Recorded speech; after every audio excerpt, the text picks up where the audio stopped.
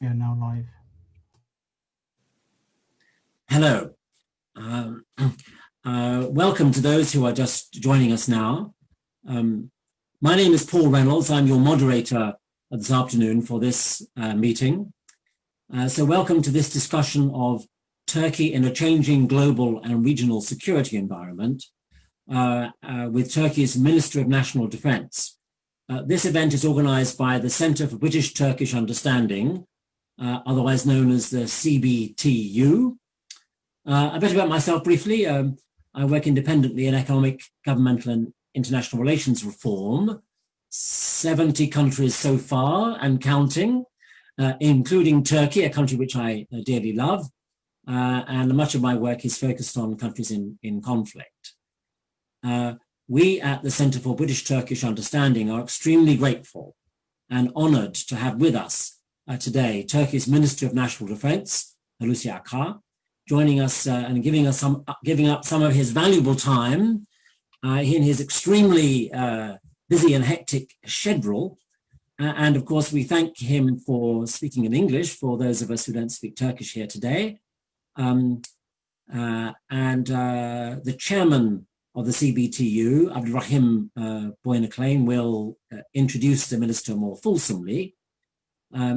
Myself being a board member of the CBTU, of course, I must thank the chairman of the CBTU, Abdurrahim Boyner-Klein, and executive director, Dr. Abdullah Falik, for setting up this important and timely meeting. So thank you to Abdurrahim and Abdullah. The Center for British-Turkish Understanding has a valuable role in exploring relevant foreign policy challenges faced by both Turkey and the United Kingdom, especially where they intersect. Thus, the CBTU aims to strengthen the foundations of the UK-Turkey relationship and deepen cooperation on issues of mutual interest.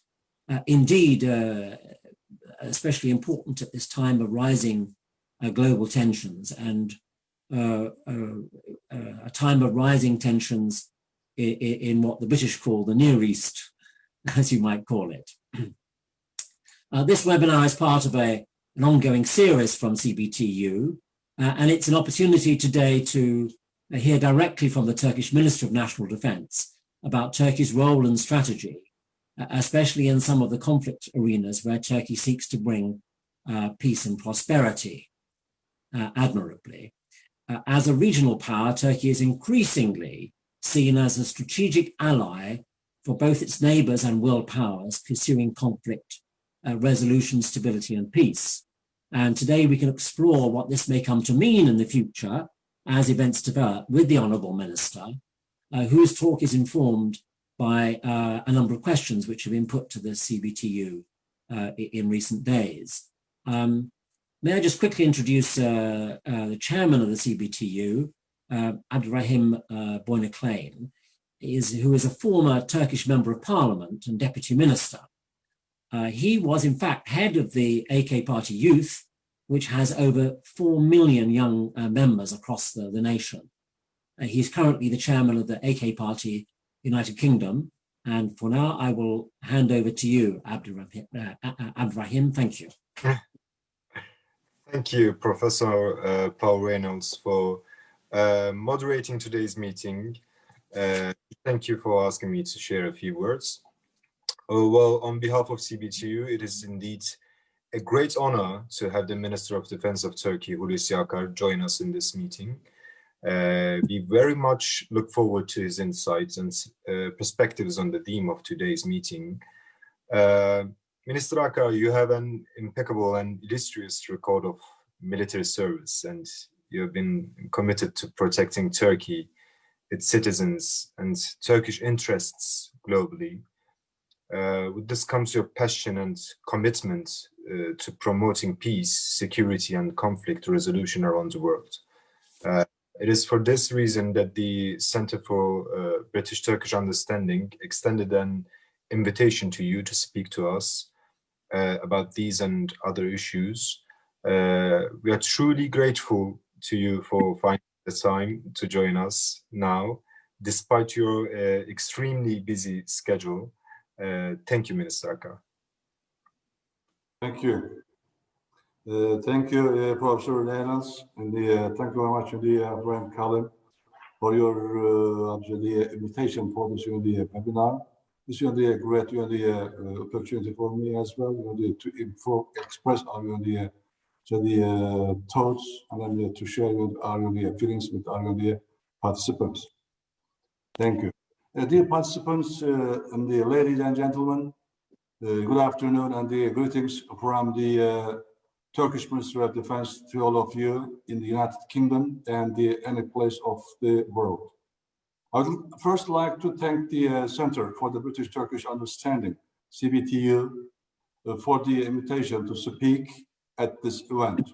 I hope that this event will contribute to a better understanding of the security challenges faced and the contributions made by Turkey in its region, in the transatlantic area and beyond. At the outset, I'd like to take this opportunity to extend my deep condolences and heartfelt sympathies for all the losses due to COVID-19 in the UK and elsewhere. The pandemic has demonstrated that all of humankind is on the same boat. In Turkey, our response to the pandemic has proved to be broadly effective. We, as the Ministry of Defense, contributed to this effort by gearing some of our facilities to produce medical supplies for our nation as well as for other countries. Turkey has so far extended assistance to almost 150 countries. As an example, Turkey provided a plane load of medical supplies and personal protective equipment to the UK, once again proving that it's a reliable friend and partner. The ties between Turkey and the UK have a very deep-rooted historical background. We have the same or similar positions on many global issues. Our economic relations are also extensive. Our cooperation, especially in the defense industry, is promising. After Brexit, the UK has become a non-EU NATO ally, like Turkey. With that, I believe that our bilateral relations and strategic partnership with the UK will align more than before on common risks and new collaborative opportunities. Dear participants, in the first 2 decades of the 21st century, we have entered a more unstable and unpredictable global security environment than ever. This environment presents challenges to the traditional rules-based security order. Conventional threats are accompanied by increased risks such as terrorism, extremist ideologies, failed states, frozen conflicts, mass and irregular migration, and climate change. While the risk of state-on-state conventional warfare has decreased, we are currently being challenged by new hybrid threats. War was primarily a state activity in the past.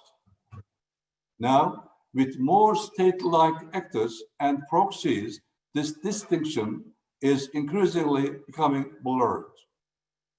Hybrid and cyber warfare pose significant challenges to the old-school military domains of land, sea, and air. We also need to focus on other emerging and disruptive technologies, such as artificial intelligence, nanotechnology, and autonomous systems. Transnational terrorism is also on the rise. No country, society, or individual is immune from the reach of radical, violent groups and individuals. Terrorists use social media to recruit vulnerable individuals, spread their ideology, and even share real-time footage of their horrible acts to induce a shock effect for propaganda purposes. Or sometimes they use fake news, photos, and videos, as you know. Another area of competition is in the domain of information technologies. Nowadays, every little gadget in our pocket is producing and collecting massive amounts of data. The availability of such massive data and computing power, power force decision make us to review traditional norms, procedures, and structures. Here, the quantum age of computing is coming into play as both a possible risk and also as an enormous opportunity. In short, as the saying goes, technology remains as the proverbial double-edged sword. Effective multilateral cooperation between friends and allies is essential to find solutions to all these issues. Dear participants, as the cornerstone of transatlantic security, we firmly believe the role of NATO is more vital than ever. Contrary to the claims of being irrelevant or brain dead, NATO has continued to successfully adapt and grow in the face of diverse and emerging threats. Turkey will continue to strongly support this adaptation as she has done in the past. Despite certain disagreements, Turkey and the European Union share long-term interests on a wide range of topics, including security and defense, countering terrorism, and preventing illegal immigration. Membership in the EU still remains our strategic objective. In fact, a comprehensive approach to European security is simply not possible without Turkey or the UK. But unfortunately, there is a lack of strategic vision on the part of the EU. Sorry, I have to say this. By linking every aspect of our relations to the Cyprus issue and Eastern Mediterranean, the EU allows our common agenda to be hijacked by certain members, including those that should never have been allowed in the EU in the first place, and by that I mean the Greek Cypriot administration. Yet this lack of vision in the EU is not unfamiliar to the UK. I believe we see it also in the Brexit process. Ladies and gentlemen, unlike the possible risks to certain other parts of Europe, threats against Turkey are not just a theoretical possibility. They are real, direct, substantial, and unfortunately lethal. As the Secretary General of NATO has stated, Turkey is at the forefront of a very volatile region. No other ally has suffered more terrorist attacks. No other ally is more exposed to the instability, violence, and turmoil from the Middle East. And no other NATO ally hosts as many refugees as Turkey does, many of them coming from Syria. As you all know, Turkey has fought with determination for years against all forms of terrorism. Today, we are conducting a relentless and resolute struggle against Daesh, also known as ISIS, and the PKK, PYD, YPG, as well as Fethullah's terrorist organization, all at the same time. The PKK, a terrorist organization that has also been outlawed in the UK, has killed more than 40,000 of our citizens. The PKK is maintaining an active presence in Turkey, Iraq, Iran, and Syria, as well as in some European countries.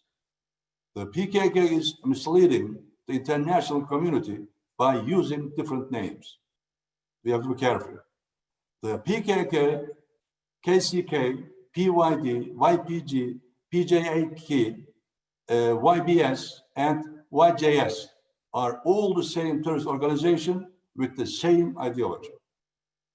The Syrian crisis gave the PKK the opportunity to promote the YPG, its branch in Syria. The key issue here is this: PKK equals YPG. They share not only the same ideology, but also the same leadership, same methods, and the same training camps. When some of our allies started to supply the YPG, we warned against the risks of trying to defeat one terrorist threat by employing another. The PKK is now widely recognized as a terrorist organization, but it took far too long for this fact to sink in among our friends and allies. Now, the same dilemma also applies to the classification of a YPG as a terrorist organization. Regrettably and deplorably, the YPG continues to receive substantial support from some of our allies. On the other hand, to equate the Kurds in the region with the PKK-YPG is an insult to our Kurdish brothers and sisters. I must underline that we had no problem with neither the Kurdish people nor any other ethnicity. Our only enemy is terrorism and terrorists. Turkey has also actively participated in the global coalition against Daesh and has paid a heavy price for it. This is why Daesh has attacked Turkey and caused the loss of almost 600 innocent lives of the Turkish people. I should emphasize that the Turkish armed forces is the only coalition army to have fought hand-to-hand against Daesh. In Syria, Iraq, the 3,700 of the most radical Daesh militants were neutralized by Turkish armed forces. We lost many brave Turkish soldiers in these operations. I would like to particularly stress that attempting to affiliate terrorism with any religion or ethnic group is utterly wrong. Doing so would, in fact, play into the hands of terrorists. Daesh does not represent Islam. Daesh, terrorist organization, does not represent Islam, just as the PKK, YPG does not represent the Kurds or Kurdish brothers and sisters. Another active, really serious threat for Turkey is the Gülenist terrorist organization, also known as FETÖ. The failed coup attempt on July 15, 2016, was a test of strength and resilience for the Turkish democracy and the state. This year, we commemorated the 4th anniversary of the deplorable failed coup attempt. You will remember that FETÖ's disciples within the armed forces ruthlessly used lethal force against innocent civilians, killing 251 and wounding 2,193 citizens. Among our heinous acts, they attempted to assassinate the elected president, our president, and bombed our parliament. FETÖ is still active throughout its network of schools, media entities, and associations around the world. The Turkish government has rightfully taken the necessary, legitimate, and proportionate measures to defeat this threat and bring those responsible to justice. I should emphasize that the Ministry of National Defense and our armed forces have become stronger with the measures taken since the coup attempt. We are determined to fight such enemies of democracy through democratic means. In this context, we wish to see friendly and allied countries take concrete action against members of this terrorist group organization, including by responding to our extradition requests for its members. This is very important. The UK was the first European country to condemn this attack on our democracy. That display of solidarity will not be forgotten. However, now more needs to be done to bring its members to justice in the aftermath of the coup attempt. Ladies and gentlemen, I mentioned Syria in the context of our fight against terrorism. Let me now say a few words on the wider Syrian crisis. The Syrian crisis is the bloodiest conflict in the region since World War II. Since 2011, we have been warning the international community that Syria would become a quagmire. Looking over the last 9 years of this Syrian crisis, I believe we can safely say that Turkey has done more for the Syrians than any other country. As Turkey, we have stood with the Syrian people since the beginning of the conflict. We have embraced millions of Syrians, including Yazidis, Arabs, Christians, Assyrians, and many other minorities, regardless of their ethnic identity or faith. We are hosting currently 4 million Syrians at a cost over $40 billion. We are the largest refugee hosting country in the world, according to United Nations figures. We are also providing aid and assistance to 3 million internally displaced people within Syria. So far, more than 300,000 Syrians have returned to the areas that Turkey has cleared of terrorists in counter-terrorism operations. The ceasefire we established in the province of Idlib in March is holding despite sporadic violations.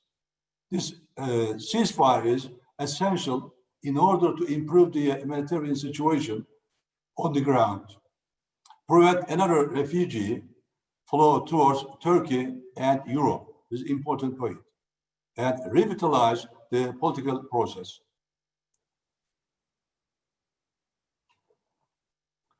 In this regard, we are encouraging all our partners to pay more attention to the political process and to support humanitarian aid efforts. Ultimately, we wish to see a stable and democratic and politically united Syria as our neighbor. Dear friends, in Libya, it has been more than a year since Haftar and his forces launched an offensive against the country's legitimate United Nations recognized government in Tripoli. Haftar, who is financed by the United Arab Emirates and supported by Egypt and Russia, has relentlessly worked to undermine the prospect of lasting peace and stability. His forces, supported by mercenary groups, have indiscriminately shelled hospitals, ports, airports, schools, embassies, residential areas, and medical supply depots, and elsewhere. In the areas cleared from the Haftar's forces, numerous mass graves and hundreds of human remains have been uncovered. Turkey's primary objective is an independent and sovereign Libya, led by the Libyans and embracing all Libyans, with its territorial integrity and national unity intact. Turkey is providing trade assist and advice support upon the request of and based on a bilateral agreement with the legitimate Libyan government. We are the only country to provide concrete support in response to the call for help by the Libyan government. Our support is widely recognized to have changed the balance on the ground and paved the way for diplomatic efforts like the Berlin Conference. Without our assistance, Tripoli might have fallen to Haftar's forces, leading to a major humanitarian disaster. As we all agree, there is no military solution to this issue. We are very much aware of this. We hope that United Nations efforts and the recent ceasefire declarations in Libya will lead to a lasting political solution. Dear participants, turning to the Caucasus, With its latest attacks this week, Armenia showed once again that it remains the greatest obstacle to peace and stability in the region. We strongly condemn these attacks, which constitute a clear violation of international law. The illegal occupation of Nagorno-Karabakh and its surrounding regions has led to over 1 million internally displaced people in Azerbaijan. In order to achieve peace and stability in the region, the Armenian occupation of these areas has to end. Turkey stands in solidarity with and will continue to support Azerbaijan as it protects its people and territorial integrity. Ladies and gentlemen, in the Aegean and the Eastern Mediterranean seas, there are a number of outstanding disputes, unfortunately.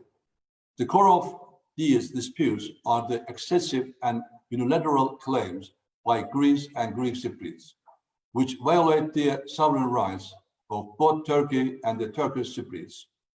For example, in the region, in the Aegean Sea, Greece has violated international agreements by undermining the demilitarized status of the islands. The international press reported that Greek soldiers were being transferred to the island of Mace or Castellarica, which is only about less than 2 kilometers away from the Turkish coast. This island is to be demilitarized according to the 1947 Paris Peace Treaty. Not only within this treaty, but also there are many of the legal documents relating to this issue. Furthermore, Greece claims territorial waters of 6 miles, while their airspace claim is for 10 miles.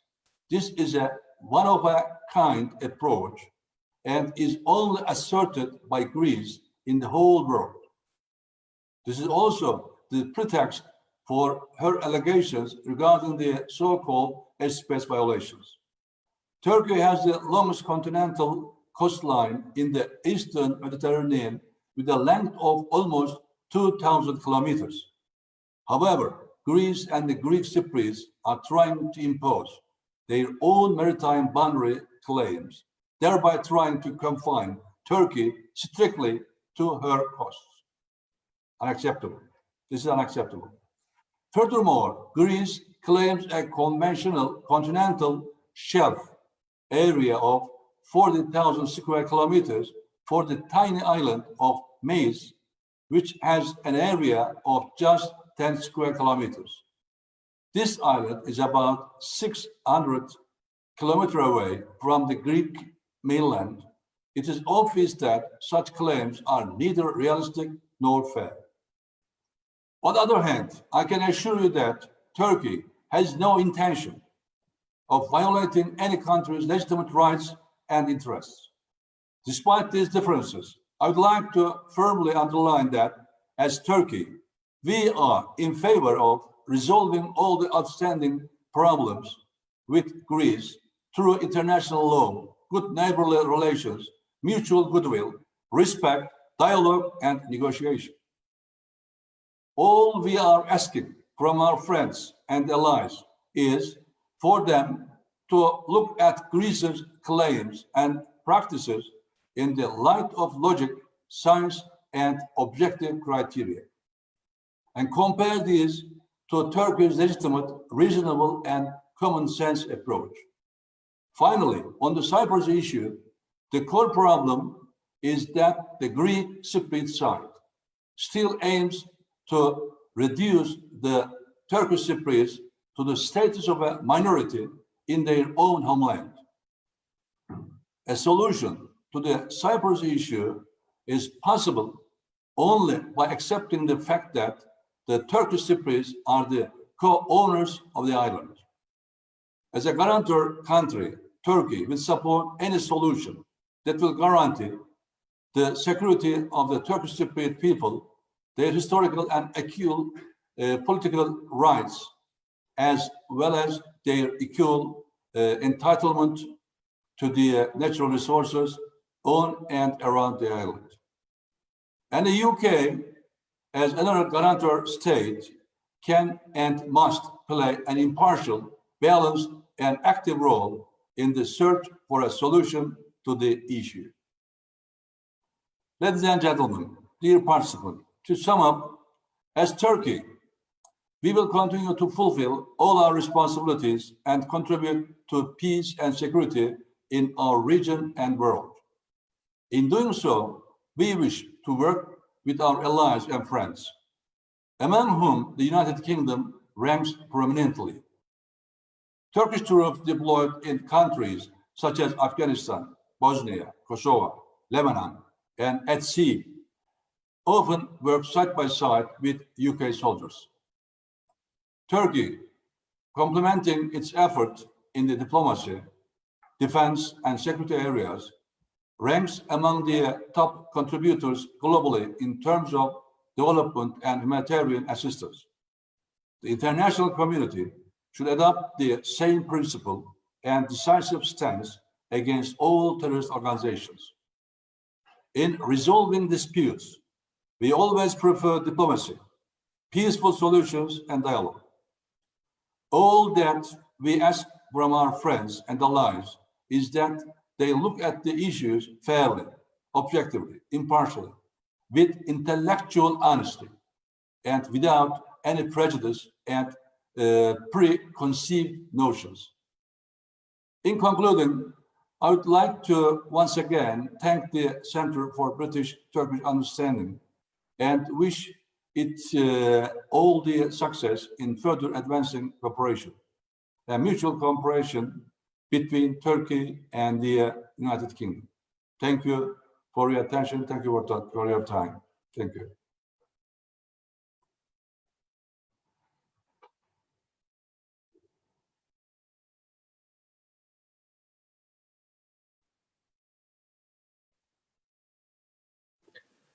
I think you need to unmute yourself. We can't hear you yet.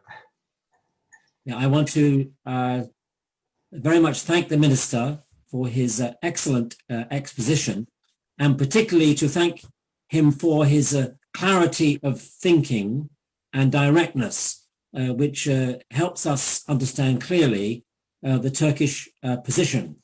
And it's very much a tour de force.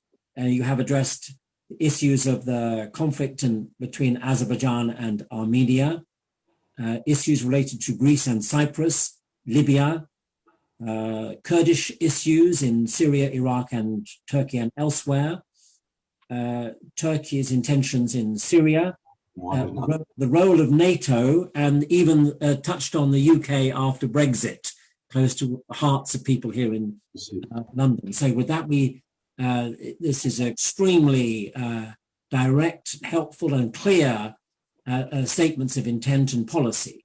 So I thank the Minister for this, and I thank the Minister for finding the time to spend with us. And thank you also to the webinar audience here with us today, listening from different parts of the planet. And just to say something about CBTU, working as it does to advance better understanding between the UK and Turkey, made much easier when we have such clarity of thought, I have to say. And hopefully this event is another step in the direction of peace and stability. May I also, I'm sure that Abdurrahim may wish to say something, but may I just say something about CBTU? Please look out for future events of the organization and publications, which you can find at cbtu.org.uk. May I also say that a recording of this event will be available on the website of the organization. And just finally, in passing, en passant, as we say, please also read a recent article by Dr. Cevdet Yilmaz on Turkey's fight against the C-19, as people call it, the coronavirus, which was published just a few days ago, also available on the website. So with that, I'll just pass to Abdurrahim to make some closing remarks, and thank you. Thank you very much, Paul. again to direct this webinar. And thank you very much, Mr. Minister, to have time with us in your really extremely busy schedule. It was extremely insightful meeting, webinar, and we pretty much, Mr. Minister, has talked about all issues and intentions about the region from the Turkey's perspective and approach.